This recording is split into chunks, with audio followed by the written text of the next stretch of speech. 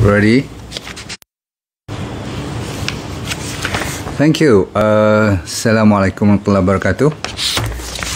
Kita baru buka ke majlis ilmu pada malam ini. Anda diminta kalau sudah bersedia sila siapkan pen atau pensel atau buku nota. Kita nak share satu topik yang memang menjadi buah mulut para wanita terutama sekali, dan antara anda yang para suami pun kena dengar, yang bapa yang ada anak perempuan lagi kena dengar, sebab kalau lagi awal you dapat berita ni, Laijeli betul tak? Laila, okey, Nurul, Rofiana, siapa lagi? Anda cuba bagi tahu ada sesiapa tak dalam adik-beradik anda yang mengalami masalah ni. Siapa tu? Cranberries, siapa? Ria Harizria, Jane Hafizan, Nurliza. Siapa yang ada adik-beradik anda yang menghadapi ataupun melalui proses, sama ada dia pernah kena ada breast cancer ataupun breast cyst. Malam ni kita fokus kepada 2 daripada 7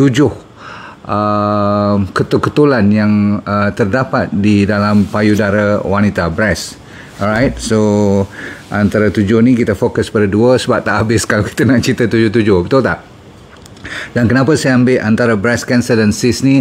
Sebab ini merupakan salah satu daripada yang paling common, terutama sekali cyst tu, dan kadang-kadang orang agak bingung ataupun bak kata Indonesia galau, dia jadi pening kepala, okay? Dan kadang-kadang sedih sampaikan dia jadi panik pula sebabkan dia merasakan mungkin dia dah kena cancer. So saya nak kena betulkan persepsi ni supaya anda kena berwaspada, tapi jangan sampai anda jadi panik. Boleh? Alright, so bismillahirrahmanirrahim. Liana Edora, Jain Atika, Zainab, Fatin. Okey, siapa tu? Cik Manggis. Tengok nama-nama, Cik Manggis pun ada. Okay. Alright, bismillahirrahmanirrahim. Assalamualaikum warahmatullahi wabarakatuh. Kita sambung cerita, boleh malam ni? Okey, breast cancer ataupun cyst, saya akan bagi 7 cara untuk menghindari. Tapi lebih awal kita mukadimahnya kena tahu apa itu breast cancer, apa itu cyst, dan lagi 5 lagi yang sering berlaku sehinggakan wanita tu sentiasa dia kalau buat self examination, pemeriksaan peribadi sendiri, sama ada kat bilik ataupun kat toilet ataupun dengan doktor sendiri, pemeriksaannya haruslah dibuat sekurang-kurangnya seminggu sekali. Boleh-boleh? Alright. So antara umur 20 hingga 50, cyst ni yang selalunya memainkan peranan yang terbanyak sekali, very common. Okey, termasuk satu lagi dinamakan fibroadenoma. Maksudnya ketulan yang selalunya kalau yang jenis-jenis yang macam ni, yang bukan kanser, dia seringkali setengah orang dia ada kaitan dengan period dia. Okey, setengah orang dia boleh datang in between the period. Sebab apa? Fibrocystic cyst ni, kalau anda bayangkan semacam rahim pun, sama juga yang breast, setiap bulan dia membuatkan persiapan untuk kita, orang kata apa, for pregnancy, faham? Untuk orang kata apa, menyediakan supaya janin tu boleh terlekat nanti. Jadi breast tu mulanya diikuti dengan sama hormon yang datang tu seperti estrogen dan progesteron tu. Jadi kitaran hormon-hormon ni memainkan peranan penting. Kadang-kadang kita rasa berat, kadang-kadang kita rasa berketul-ketul, kadang-kadang rasa sakit, bengkak. Maklum saja kan dia ada ketumbesaran sedikit, tapi lepas pada period tu dia turun balik. Kalau macam tu, itu anda tahu petanda yang anda tak perlu bimbang. Dia cuma sama ada cyst ataupun adenoma, ataupun disebabkan cuma dengan period, hormon sendiri boleh breast kita tu membesar, rasa berat, rasa sakit, rasa kadang-kadang gatal pun, okay, dan rasa macam inflame, macam ada radangan pun, dan anda kena tahu kes-kes kalau cyst tu pun masih ada lagi nanti. Kalau dia tak mau turun pun, nanti kita cerita pada malam ni macam mana kita nak treat dia, nak cuba sembuhkan dia. Boleh? Okay, so anda kena pay attention. Nombor seterusnya ialah kadang-kadang fat tu sendiri. kan dalam breast kita ada banyak lobul-lobul, apa tu, ketulan-ketulan fat yang boleh nekrotik. Nekrotik tu maksudnya jadi macam berparut ataupun mati, dan tak dikeluarkan, maka dia lekat kat situ. Itu pun boleh merisaukan juga, betul tak? Anything more than 3 cm, saya ulang, lebih daripada 3 cm, selalunya doktor nak buang. Kita tak boleh simpan kat situ, ataupun kita nak kena check apa sebenarnya berlaku sampai lebih daripada 3 cm. Dan setengah orang dia bukan ada satu, dia ada sampai kadang-kadang berpuluh-puluh pun, kecil-kecil je.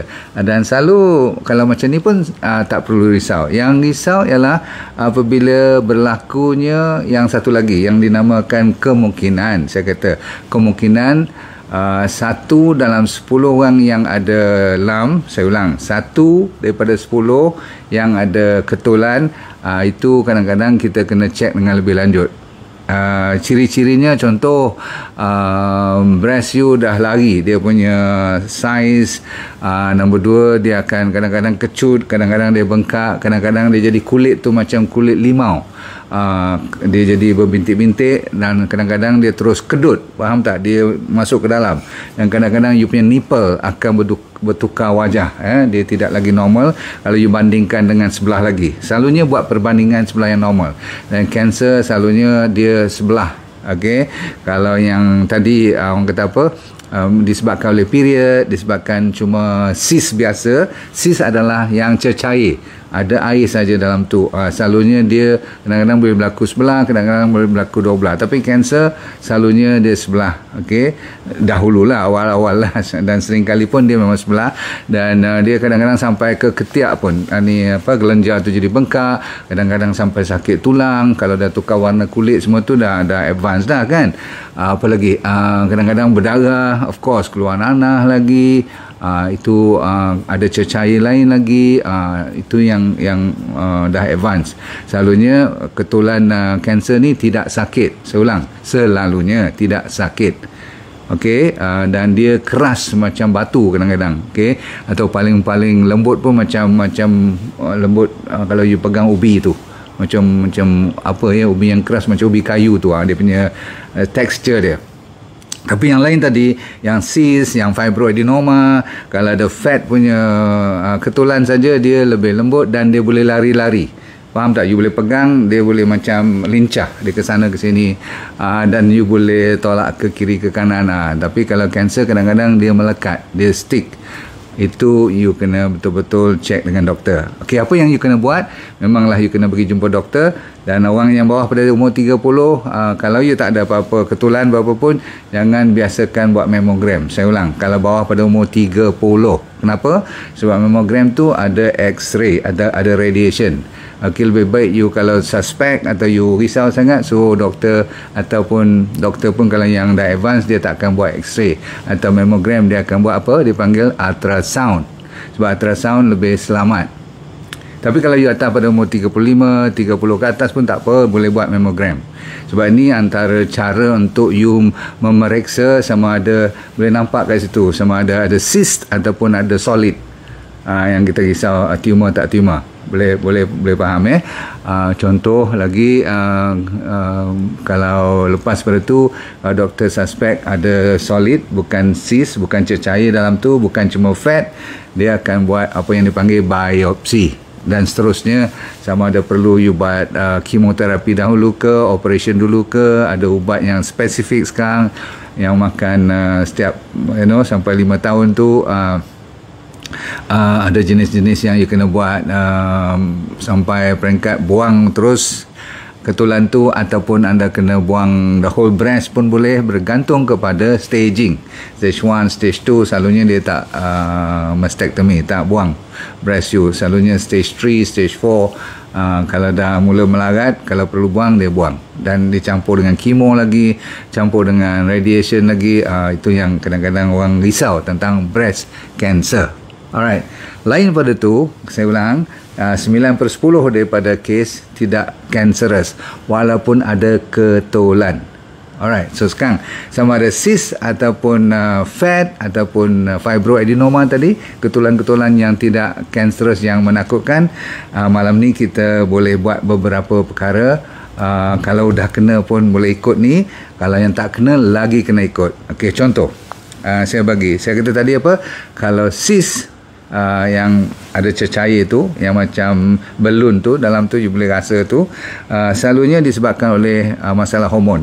Maka hormon tu nak kena dibetul dahulu. Contohnya estrogen terlalu tinggi dalam badan you, ataupun you ada inflamasi dalam breast ataupun badan you selalu ada radangan. Risau juga, bagus. Kalau risau tak apa, jangan sampai panik. Panik tu sampai tak ada kanser, you dah asyik kata kanser je, tak boleh. Okey, 9/10 bukan kanser, tapi ialah you risau takut you 1/10 tu. Ingat ya, para wanita sekalian, 1/8, sorry, minta maaf, 1/8 daripada anda ada risiko untuk kena kanser. 1/8. So kalau ada 8 orang, 1. Tapi zaman sekarang kata orang 1/6 pun dah mula kena kanser. Kanser secara menyeluruh antara 1/6 hingga secepat atau serendah 1/4 akan kena kanser dalam hidup, seumur hidup kita. Tentang breast cancer ni 1/8, 8 orang seorang kena. Okey, baik. So anda yang belum kena ataupun yang sedang tengah baik atau nak baik ni, cuba tengok balik apa yang saya cerita ni, kot-kot boleh bantu lagi. Contoh, satu, hormon anda kena cek dulu cukup atau lebih ke estrogen. Badan you selalu inflamasi, ada radangan, cuba cek iodine, tengok test betul-betul dalam badan tu cukup ke tak cukup. Kalau tak cukup iodine, ini antara yang paling orang tak tahu sebenarnya, secret kenapa you kena cyst. Padahal cyst tak seharusnya menakutkan, tapi setiap kali you pegang, asyik mandi tak puas je, risau duk pegang aja. Sebab apa? Lagi cyst tu tak hilang, sebab cyst tu boleh pergi dan datang ikut height. Kadang-kadang dia stay on pun ada. Cancer tak pernah pergi dan datang, dia datang all the time dan dia stay kat situ. Boleh faham tak? Okay? Dia stay on sampai dia buat perangai lah pelik-pelik. Okay, baik. So satu lagi ialah kita kena check you punya cortisol. Setengah orang yang terlalu, sebab itulah saya kata kena jaga hormon, kena jaga stress all the time, sebab stress juga antara penyebab utama. Bila cortisol tu tinggi, alright, you punya progesteron turun. Progesteron diperlukan untuk menepis masalah-masalah cyst, terutama sekali. Okey, dan saya kata stres jaga baik-baik. Okey, satu lagi masalah thyroid lah, iodine tak cukup dan sebagainya. Maka makanan yang awal-awal lagi saya nak betulkan ialah cuba cek, kalau betul you dah periksa, doktor kata hormon you cuma tinggal iodine je tak cukup, alhamdulillah you kena ambil seaweed ataupun sea kelp, ataupun beli je iodine supplement. Dan sekarang ada special garam yang boleh you masuk dalam makanan you yang telah diiodiskan. Selalunya you akan nampak you punya cyst akan kecut nanti. Satu, iodine. Nombor 2, you kena ambil Santera ataupun D3K2 tu yang saya keluarkan, sebab saya dah tahu sangat-sangat D3K2 lah antara merupakan banyak disebabkan penyakit zaman moden ni. Seterusnya ada yang dimaksudkan bagi mereka yang tak cukup, orang panggil yang dinamakan, semalam saya ceritakan chamomile, saya cerita tentang habatus sauda. You jangan lupa ambil habajala tu. Sebab apa? Dia juga mengekalkan imuniti supaya you tak kena radangan. Sebab radangan adalah penyebab silent yang senyap. Dia boleh menyebabkan gelenjar dalam breast you, jadi bengkak dan nampak macam cyst atau macam ada ketulan. Padahal dia bukan kanser. Risau juga kan? Kalau kanak-kanak atas pada umur 12 kan, sekarang ni dah mula balik, dan perempuan kan, so anda kena ajak mereka ambil dipanggil D&D Kids tu, supaya mereka dapat mententeramkan any form of inflammation. Kita tak nak awal-awal lagi mereka dah mula berdekatan dengan sebarang radangan. Tapi yang lebih risau ialah bila kita atas pada 18 tahun. Ini daripada anak dara lagi, kita kena biasakan jangan rapat dengan gula. Saya dah berapa puluh kali dah kata, gula nombor 1 musuh utama dari segi cyst ataupun kanser, sama je. Nombor 2 ialah sebarang jenis white grain, benda yang dah polish, nasi yang dah polish, beras lah, beras yang dah di polish, gandum ataupun dah tak ada tinggal lagi dah vitamin B dia. Sebab apa? Semua dah tak perang lagi dah. Kalau nak makan juga ambil yang beras perang dan sebagainya. Kalau boleh, masa tengah ada cyst ni, masa tengah you tengah duk buat investigation, tengah buat pemeriksaan, nak tengok clear tak clear cancer you, tolong jangan ambil sebarang bijirin lah dari sudut karbohidrat ni. Maksudnya karbohidrat, bijirin, beras ke ataupun gandum ke apa, slow down. Tapi barley okey. Okey, barley no problem. Okey. Dan selalunya kita tak bagi you ambil minyak-minyak daripada bunga-bunga kan, sunflower ke, cauliflower ke, atau daripada soya bean lagi tak boleh. Kalau tentang beras ni, dengar je perkataan soy, you tolak ke tepi. Sebab soya bean zaman moden ni semuanya dah GMO, kecuali kalau you dapat organik lah. Dan dia meniru hormon macam estrogen, soybean ni. Banyak lagi, canola oil, apa lagi, minyak-minyak daripada bunga-bunga lain, semua tu lah try not to use. Kecuali minyak kelapa sawit, minyak kelapa, kalau nak masak ke apa pun pakai yang organik, minyak-minyak yang baik seperti olive oil, semua tu. Baik, next. Kalau boleh you kena buat fasting ni bagi mereka yang tengah ada cyst sekarang, atau kena ketulan-ketulan apa-apa tu yang you masih risau, puasa je. Okey, puasa yang 2 kali seminggu, Isnin Khamis tu boleh ikut, ataupun D&D diet sendiri belah malam macam sekarang dah puasa. Nak minum no problem, boleh ikut malam puasa. Okey, siang cuma makan ikut D&D diet kan, buah-buahan, sayuran yang menghijau, terutama sekali sayuran yang cruciferous vegetable dan bahan-bahan yang berbawang. Maksudnya bukan membawang, benda yang ada bawang-bawang lah, bawang merah, bawang besar, bawang kecil, semua asalkan bawang is very good. Okey, untuk tujuan mengelak, menghindar, dan kalau tengah kena pun lawan dengan cruciferous, rangup. Sayur-sayur, brokoli, spinach, cauliflower, gobis, kale, Brussels sprout, semua tu, bok choy, semua boleh. Okay. Ingat fasting is very important. Gula very important out. Lepas tu kalau yang dah kahwin tu, cuba ada baby. Saya ulang, cuba adakan baby. Maksudnya beranak sebelum umur 30. Jangan melawak. Okay, mana Liza? Okay, jangan cuba kahwin, tak kira lah umur berapa tu, tapi nak beranak tu kalau boleh sebelum 30. Walaupun tak semestinya you kan bermasalah nanti, tetapi ada kajian yang mengatakan kalau atas pada 30, setengah orang kan 33 baru nak anak pertama, 35 baru zaman-zaman moden ni, cuba ambil perhatian. Faham? Sama juga kalau you dah beranak nanti, sebab tu kita dalam agama Islam digalakkan menyusu baby. Rupanya menyusui baby, breastfeeding is one of the way untuk mengelak daripada you kena breast cancer ataupun cyst lah, yang lain-lain ni pun boleh dengan cara breastfeeding.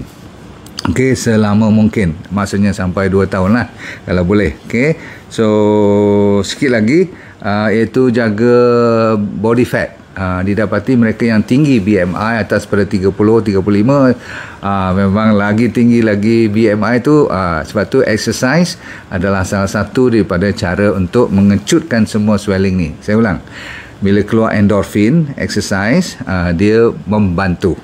Satu lagi, kalau you tengok ada bahan-bahan yang bukan organik tu jangan terlalu banyak. Contoh, kebanyakan daripada kita tahu kan, walaupun sayur tu sehat, tapi kalau terlalu banyak glyphosate, tahu glyphosate ni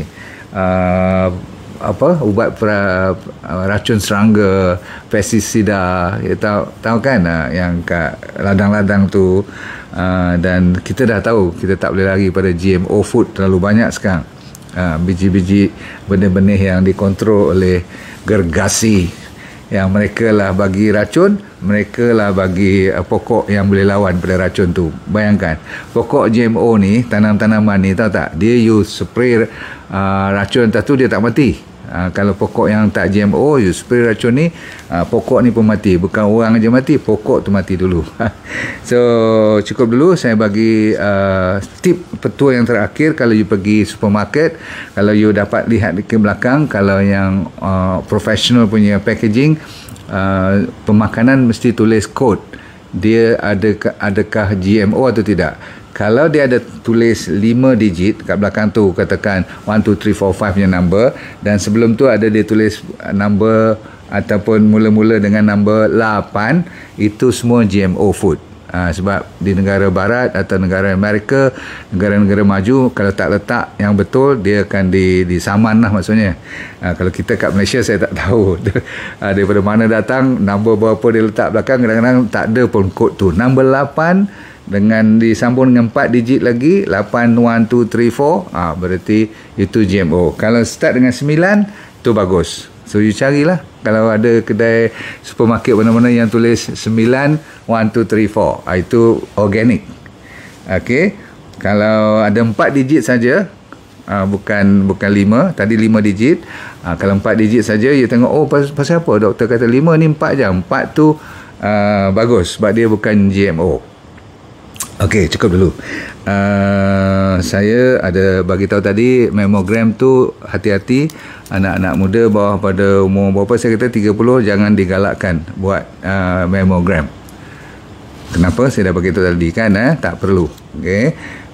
Buat ultrasound lagi bagus. Atau pada umur 30 nak buat mammogram, setengah menggalakkan 3 tahun sekali, semua tu, itu masih lagi, bagi saya masih lagi tak berapa risau sangat kalau you termiss setahun 2. Faham tak? Yang penting buat self examination, belajar tengok kat YouTube, tengok kat Google macam mana nak periksa kawasan mana. Kalau you suspect je, you was-was je, tolong jumpa doktor. Ada soalan apa-apa, you letak kat bawah tu, selalunya doktor saya akan ikut you. Nanti kita ada staff yang akan cuba cek soalan-soalan yang kalau sempat kita jawab malam ni juga. Selalunya kita jawab 24 jam yang kemudian. Kalau tak juga, you tegur saya, tegur staff saya, tak apa, kita boleh terima. Kita suka teguran daripada you. Alright, yang penting besok kita akan buat promosi Haba Jala dan D&D Kids. Kebetulan saya dah cerita sikit untuk meningkatkan imuniti, untuk lawan radangan. Saya ulang, untuk meningkatkan imuniti zaman sekarang dan melawan radangan, itu amat mustahak. Dan untuk kanser, salah satu daripada teorinya ialah disebabkan oleh radangan dan banyak stres dalam badan kita, antara penyebab kanser.